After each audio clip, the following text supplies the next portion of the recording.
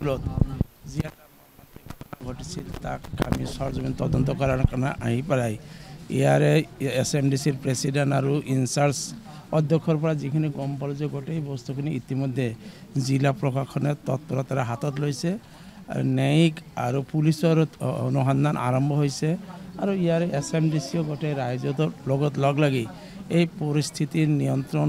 আৰু স্বাভাৱিক কৰাৰ কাৰণে যথেষ্ট পদক্ষেপ লৈছে গতিকে মই ইয়াত বিশেষকৈ ইয়াত মই সন্তুষ্ট যে প্ৰশাসন আৰু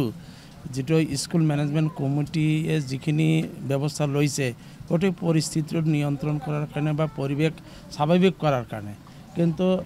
যেতিয়ালৈকে এই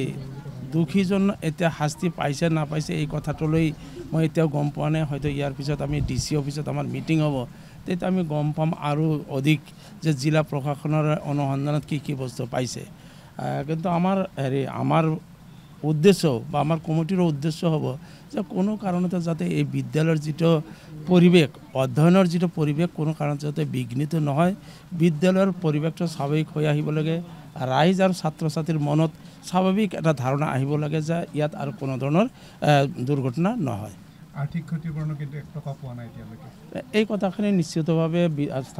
যেহেতু আমাৰ কমিটিৰ চেয়াৰম্যান তেখেত ইয়াৰ স্থানীয় বিধায়ক তেখেতৰ লগত আজি জিলা প্ৰশাসনৰ লগত আলোচনা কৰি এই গোটেইখিনি চৰকাৰৰ লগত নিশ্চিতভাৱে আমাৰ ফালৰ পৰা এটা ৰিকমেণ্ডেশ্যন থাকিব যাতে নিহত পৰিয়াললৈ আৰ্থিক সাহায্য দিয়াৰ ব্যৱস্থা মই এই ক্ষেত্ৰত এতিয়াই এইটো ব্যৰ্থ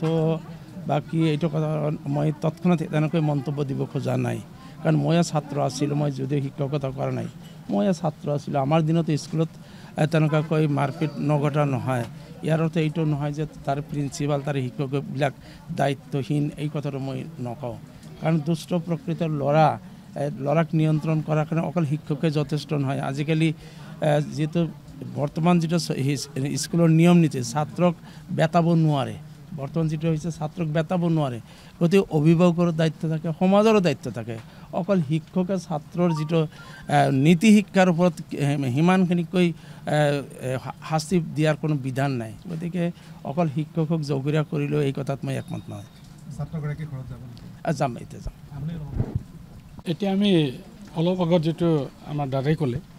গোটেই কথাটো আমি গম পাইছোঁ আৰু এই গোটেই কথাটোক লৈ প্ৰশাসনৰ লগত আমি আলোচনা কৰিম কেনেকৈ ভাল এটা সুন্দৰ পৰিৱেশ আমি ইয়াত আনিব পৰা যায় অলৰেডি আমি SMC কমিটিৰ লগত আলোচনা কৰিছোঁ ভাৰপ্ৰাপ্ত অধ্যক্ষৰ লগত আলোচনা কৰিছোঁ স্কুলৰ যেটো পৰিৱেশ বৰ্তমান ইমান তেনেকা নহয় এটা ভাল পৰিৱেশ আহিছে ষ্টুডেণ্ট তথা ৰাইজে এটা আস্থাত লৈ আহিছে যাতে পৰৱৰ্তী সময়ত তেনেকা ঘটনা নঘটে যিকোনো খবৰৰ বাবে যোগাযোগ কৰক 7099017330 অথবা 7099017390